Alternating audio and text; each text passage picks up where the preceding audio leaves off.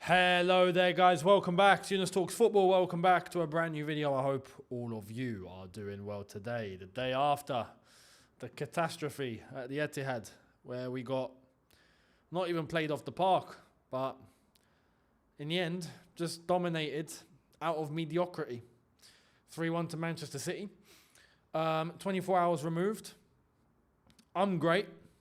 In fact, I'm actually really great. I'll give you guys a little personal update if you don't know already. I've done a half marathon today and didn't stop.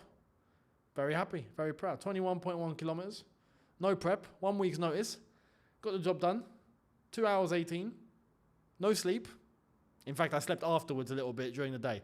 And I'm going to have a fantastic night tonight, basically. So, on a personal level, happy days. And I'd like to think that when it got tough, I kept going.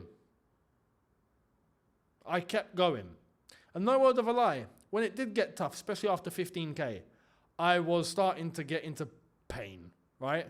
Chelsea popped into my mind. No word of a lie, Chelsea popped into my mind. And I started thinking about mentality. And how when the going gets tough, the tough gets going. And that it's in these moments where you have to push. It's in these moments where you're in pain. That's the moment where you can't stop.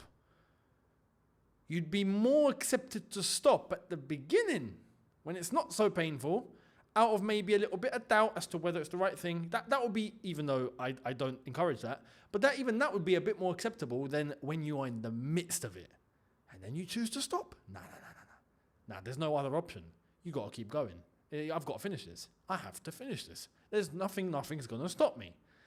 I started thinking about how Chelsea today and over the last couple of years, we don't have that one bit. And I was like, you know what? I'm going to do it today. Yeah. At least prove to myself that I've got it within me. Yeah. And I did. I'm proud of it. But we got loads of examples today of why the mentality at Chelsea Football Club is in the bin. Yeah? Absolute bin. Because there was a few things that had happened after yesterday's game. 4 things in particular that I can't, it doesn't want to enter my mind. It doesn't want to enter my mind as to this is deemed acceptable. This is fine. This is okay. What is going on? And I'll list them. This one isn't too deep, but I would say it's a bit concerning as to what maybe might come later. Yeah?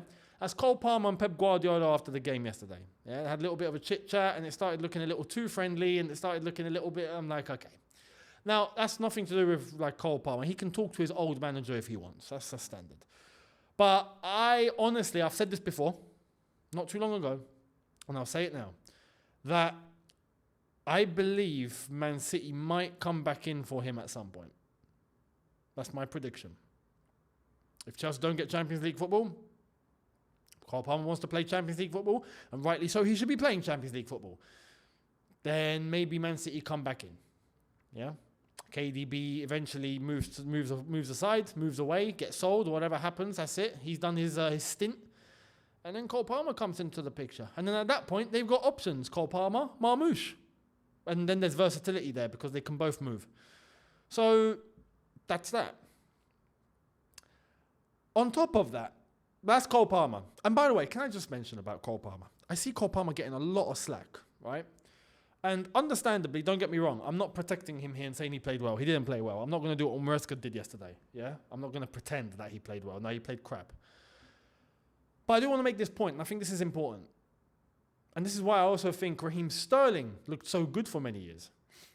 When you're a top player and you've got dross around you, poor quality around you, eventually that brings you down.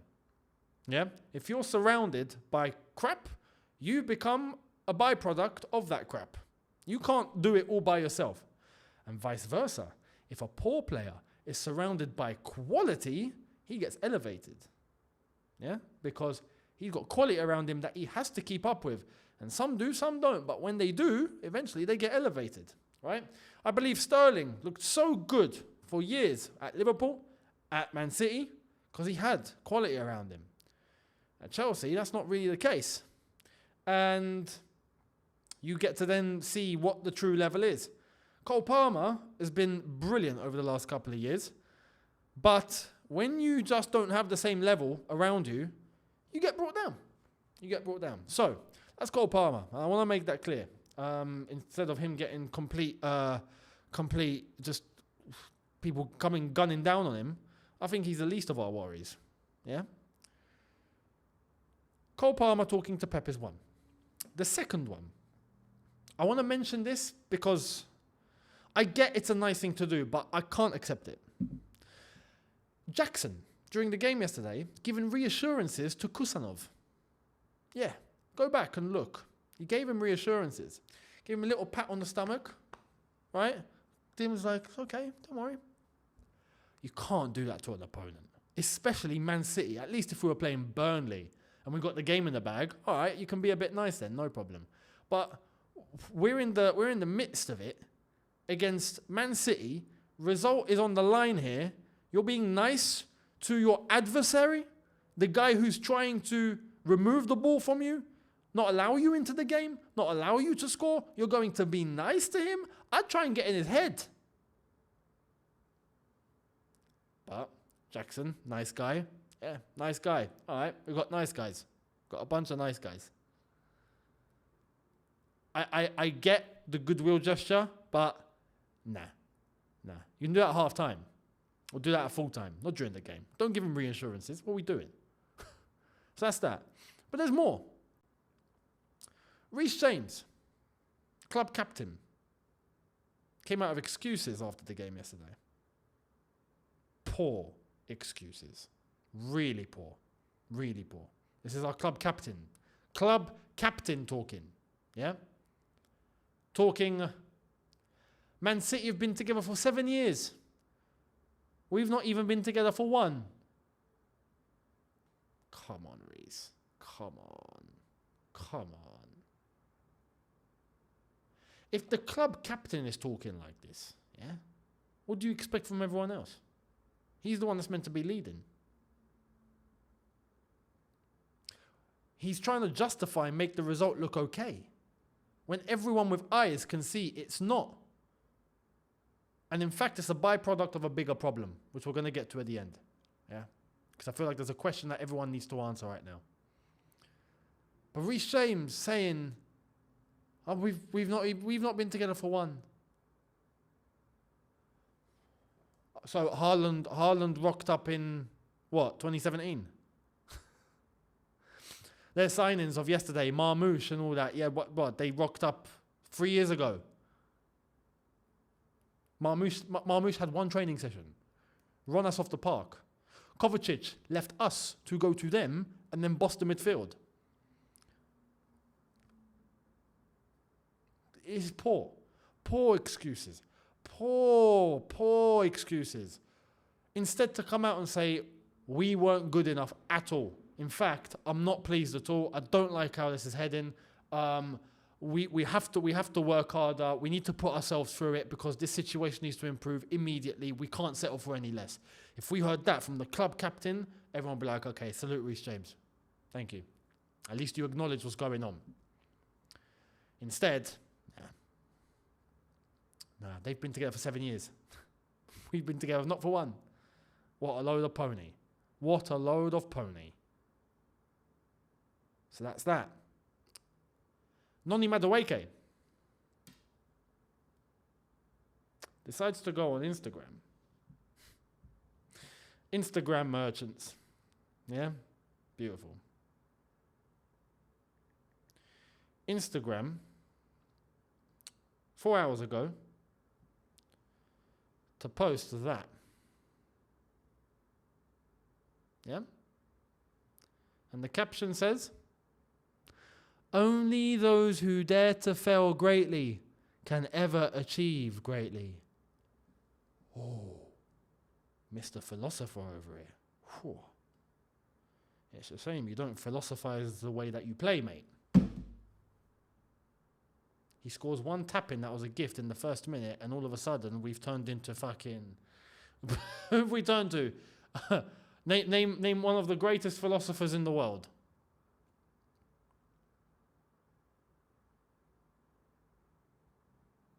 One little moment like that, and he turns into Jung. Carl Jung.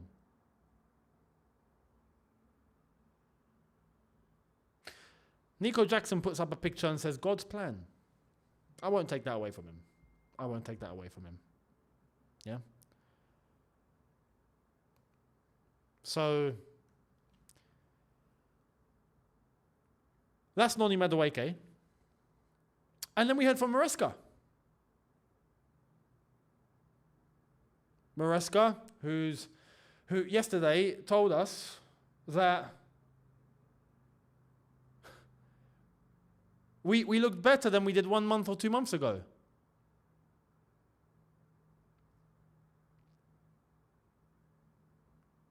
Also, we can trust Sanchez, clearly.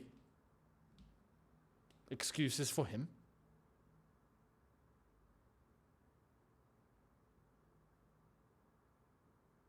We saw the interview before the game where he made it clear that we're not looking for anything this season. We're ahead of schedule. Top 4 next season. Great. So life's good then. And then a title challenge the year after. Okay. That's what we're doing now. And then today, we get, of course, after a loss like this, we get PR. PR. Chelsea are going to be very busy in the transfer window. I'm not even going to show it. It's a load of waffle. Chelsea going to be super busy. Look for deadline day. The last week of the window, it's all going to be kicking off. All sorts. We've heard Ornstein for a brief. So everyone's coming out of the blocks with this one today. I wonder why. We're linked to a couple of 19-year-olds again. Lovely. Yeah. Moves might happen for those. Okay. Anticipation on Garnacho. I'm not even going to bother showing it to you. I'm not going to even bother. Because this is where I want to ask the question. Because the mentality at this football club is in the bin. Clearly. I've given you all the examples to show that today. That the mentality is in the gutter at this football club. And as far as I'm concerned, it can't go on. It can't go on. Yeah? I need to ask you guys a question.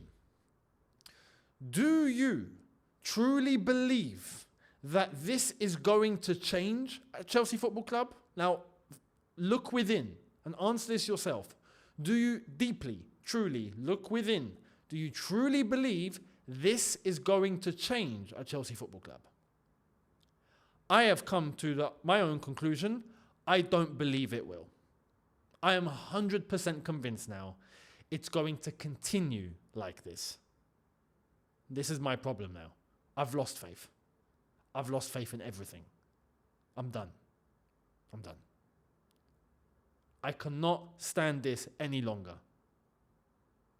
Nearly 3 years in, it's the same shenanigans, it's the same dealings, it's the same crap mentality, it's the same output or lack of it, it's the same results, it's the same just crap everywhere.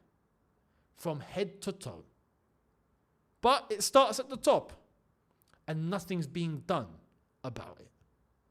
From the owners down. Nothing's being done about this. We constantly, like I've told you yesterday and the day before, every single time we look like we have something good that's about to happen, boom, it gets shut down right in our faces. I am done going down that route anymore. I'm finished, and hence why I'm not even showing you the news. What's the point? It's a load of crap, isn't it?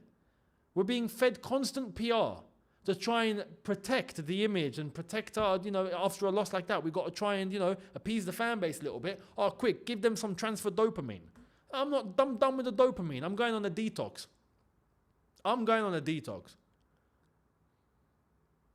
Because the mentality comes from the top. All these examples that I gave you are a byproduct of the people running the football club. The mentality starts at the top.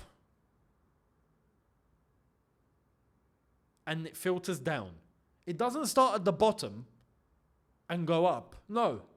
It's an example set from the bosses. And the bosses lay it down to their understudies or the people below them. And then it gets filtered down to the people below them, and it gets filtered down to the people below them. That's how a top elite institution works. And that's how we used to function. And I am done with the way that we are being operated right now. Because to answer my own question to you guys, I don't believe it's going to change. We are going to constantly keep going on in for children in the transfer market. We're going to constantly look at profits. We're going to look at the margins. We're going to look at book value. We're going to keep looking at all of this. And as far as I'm concerned, when it comes to actually winning for silverware, trying to compete for silverware, we aren't going to be in the midst of that because we don't have what it takes. And we don't have what it takes because we don't put what needs to be put into place. And the least that we can do is at least try and instill the mentality first. We don't even do that, let alone go and address the clear issues that we have in the squad. It just tells me that just like before, just like we were hoping, and now we got our answer, we're operating in the same way where these lot just don't care about success. And as far as I'm concerned, I'm done. I'm done.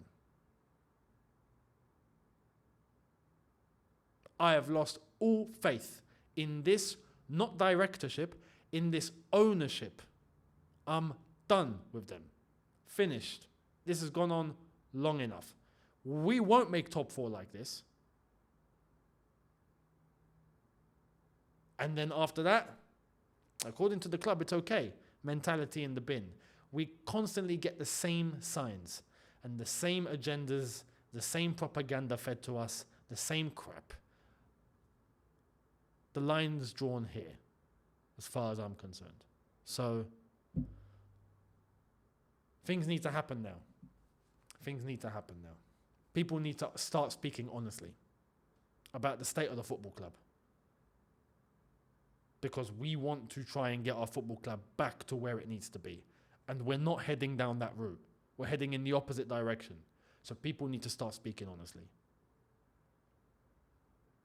Without fear or repercussions. Speak. It's time. Let me know your thoughts down below. Much appreciated. I will catch all of you tomorrow or the day after. We'll see what happens. Because like I said, I'm done even talking about PR and all of this. And this, I'm done with them. I'm done with them. It's turning into a load of rubbish. It's turning into a joke. So there might be a content shift on this channel in terms of actually creating something worthwhile rather than talking about crap news where it doesn't mean a thing, does it? So stay tuned. We'll see where it goes. Thank you so much for watching. Subscribe button, notification bell on, and I'll catch all of you very soon. In a bit, people. Take care and peace.